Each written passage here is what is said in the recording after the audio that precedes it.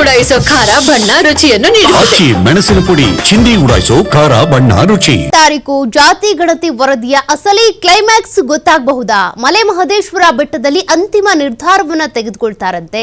ಮುಂದಿನ ಸಚಿವ ಸಂಪುಟ ಸಭೆಯಲ್ಲಿ ವಿಸ್ತೃತವಾದಂತ ಚರ್ಚೆ ಆಗುತ್ತೆ ಇದರ ಬಗ್ಗೆ.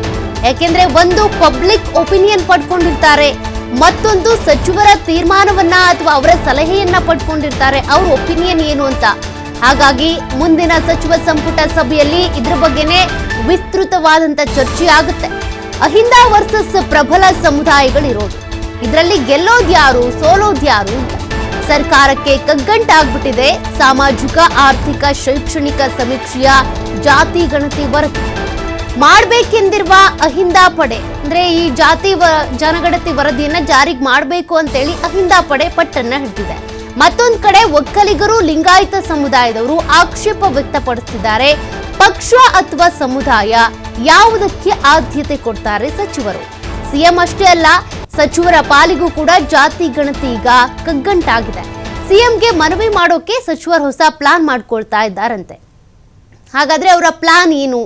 10 ವರ್ಷಗಳ ನಂತರ ಈ ಜಾತಿ ಗಣತಿ ವರದಿಯನ್ನ ಅನುಷ್ಠಾನಕ್ಕೆ ತರೋದು ಹೊರಟಿದಿರಲ್ಲ, ಈ ವರದಿ ಬೇಡ, ಬದಲಿಗೆ ನೂತನವಾಗಿ ಜಾತಿ ಗಣತಿ ಸಮೀಕ್ಷೆ ಮಾಡಿಸೋಣ. ಆ ಮೂಲಕ ಸಾಮಾಜಿಕ ನ್ಯಾಯದ ಕಲ್ಪನೆಗೂ ಸಮ ಸಮಾಜಕ್ಕೂ ಒತ್ತನ್ನ ನೀಡಬಹುದು ಅನ್ನೋದು ಸಚಿವರ ಪ್ಲಾನ್ ಅಂತೆ. ಸಿಎಂಗೆ ಆಗ್ರಹಿಸುವುದಕ್ಕೆ ಅಂತ ಸಚಿವರು ಈ ನಿರ್ಧಾರ ತೆಗೆದುಕೊಳ್ತಿದ್ದಾರಂತೆ. ಮಾತುಕತೆಗೆ ಒಕ್ಕಲಿಗ ಲಿಂಗಾಯತ ಸಚಿವರು ಸಜ್ಜಾಗಿರೋದು. ಬೀಸೋ ದೊಣ್ಣೆಯಿಂದ ಸದ್ಯಕ್ಕೆ ತಪ್ಪಿಸ್ಕೊಂಡ್ರೆ ಸಾಕು ಅನ್ನುವಂತ ತಯಾರಿ ಇದು. ಈಗಾಗಲೇ ಲಿಂಗಾಯತ ಒಕ್ಕಲಿಗ ಸಮುದಾಯಕ್ಕೆ ಜಾತಿ ಗಣತಿ ಜಾರಿಗೆ ಆಗಬಾರ್ದು ಅನ್ನೋದು ಅವ್ರು ವಿರೋಧ ವ್ಯಕ್ತಪಡಿಸ್ತಾ ಇರೋದ್ರಿಂದ ಹಾಗಾದ್ರೆ ಏನ್ ಮಾಡಬಹುದು? ನಿನ್ನೆ ಸಚಿವ ಸಂಪುಟ ಸಭೆಯಲ್ಲಿ ಒಂದಷ್ಟು ಚರ್ಚೆಗಳಾಗಿದೆ, ಪರ ವಿರೋಧ ವ್ಯಕ್ತವಾಗಿದೆ.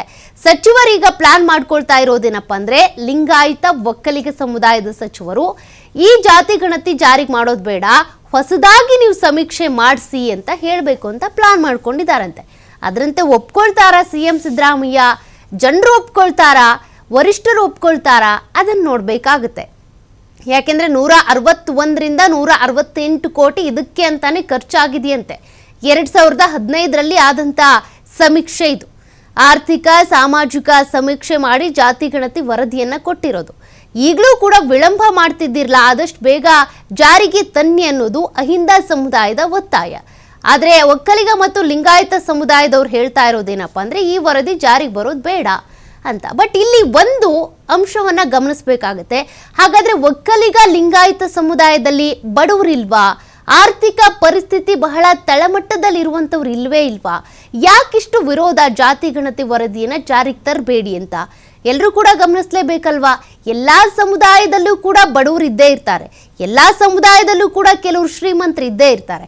ಬಟ್ ಜಾತಿ ಗಣತಿ ವರದಿಯನ್ನ ಜಾರಿಗೆ ತರೋ ಸಂದರ್ಭದಲ್ಲಿ ಅದರಲ್ಲಿ ಏನಾದ್ರೂ ಮಿಸ್ಟೇಕ್ಸ್ ಇದ್ರೆ ಪ್ರಸ್ತುತ ಕಾಲಮಾನಕ್ಕೆ ಸೂಟ್ ಆಗಲ್ಲ, ಹೊಂದಾಣಿಕೆ ಆಗಲ್ಲ ಅನ್ನುವಂಥ ಅಂಶಗಳಿದ್ರೆ ಅಲ್ಲಿ ತಿದ್ದುಪಡಿ ಆಗೋದಕ್ಕೆ.